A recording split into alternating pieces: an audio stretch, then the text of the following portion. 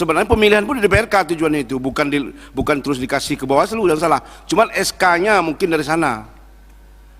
Kan ini mungkin bahasa narasi dibentuk ini saja, ini mungkin pemahaman salah. Jangan dibentuk oleh Bawaslu dulu, jadi dibentuk oleh DPRK narasinya dulu baru ke Bawaslu Pak, gitu. Seperti Pak Ketua. rekrutmen kit saja, seperti Ya, rekrutmen tetap dia pemilihan itu di DPR. Ya. Pak Ketua ingin meluruskan. Pak Ketua. Oke, silakan Pak, silakan Pak. Mungkin terkait penjelasan umum ini poin 17A. Kalau menurut saya itu perlu kita sepakati misalnya. Karena kalau kita berpegang pada UUPA itu jelas ya, Bawaslu itu nggak ada di Aceh. Yang ada di Aceh adalah Panwasli, Pak Ketua, yang selalu Pak Komisi A memperjuangkan kan ini. Kemudian tiba-tiba kenapa dalam penjelasan umum ini muncul poin 17A, ya kan? Panitia Pengawas Pemilihan Aceh, selanjutnya disingkat Bawaslu Aceh, adalah lembaga pengawas pemilu dan pemilihan umum pemilihan yang dibentuk oleh Bawaslu. Nggak ada, Pak. Kalau kita merujuk kepada UPA jelas bahwa yang kita pahami adalah cuma Panwasli di Aceh, nggak ada Bawaslu. Jadi saya pikir ini hati-hati dengan poin 17A ini, Pak Ketua. Kalau kita tetap konsisten bahwa untuk Aceh yang terkenal hanya Panwasli, bukan Bawaslu. Kewenangan Aceh itu dipangkas oleh pusat, dibentuklah berlomba-lomba bagah-bagah bentuk.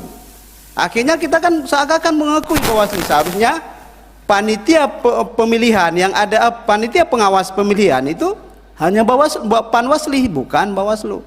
Saya pikir demikian penjelasannya, Pak Ketua. Bismillahirrahmanirrahim. Assalamualaikum warahmatullahi wabarakatuh.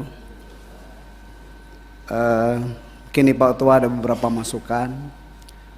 Jadi berdasarkan kajian-kajian akademik selama ini, memang kami melihat bahwa terkait pilkada secara langsung itu tidak hanya bermasalah di anggaran. Namun kita melihat, mungkin tadi Pak Ketua juga mengatakan bahwa munculnya berbagai persoalan. Jadi kita dengan ada kanun ini ingin menyelesaikan masalah-masalah itu. Jadi kalau dalam pandangan saya, Pak Ketua, ini mengingat Aceh punya kewenangan khusus dan melihat berbagai persoalan terkait dengan pemilihan langsung selama ini, bahwa demokrasi kita ini terlalu banyak menghabiskan biaya. Itu pertama. Kemudian efek dari pilkada secara langsung itu terjadi konflik yang sangat luar biasa di masyarakat. Kemudian yang ketiga, efek juga dari pilkada langsung itu juga tidak melahirkan pemimpin yang punya integritas. Kita melihat pengalaman pilkada lokal secara langsung itu sejak tahun 2006, dan kita juga melihat berapa banyak kepala daerah yang tersandung kasus korupsi, melebihi 100 lebih, Pak Ketua. Jadi saya pikir dalam konteks ini Aceh karena punya kewenangan yang khusus, kita mencoba mengambil terobosan, Pak Ketua. Ya, dan ketika kita bicara dalam konteks demokrasi, ya, dan dalam konteks demokrasi kita itu sudah diatur baik secara langsung maupun tidak langsung. Itu diatur, Pak Ketua. Secara konstitusi kita diatur itu. Jadi bukan berarti ketika misalnya pilkada itu beralih kepada sistem yang tidak secara langsung itu tidak dikatakan demokrasi, tetap demokrasi.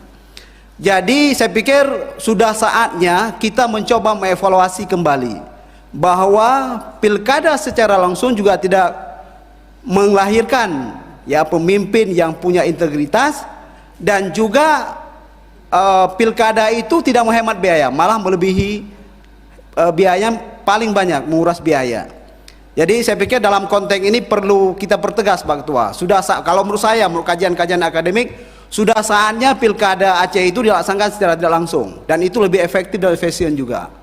Saya pikir demikian, dan ini bisa kita nanti jelaskan di bab 2 ya, Azas pelaksanaan dan lembaga penyelenggara pemilu, pasal 2, pemilihan dilaksanakan secara efektif, efisien dan demokratis.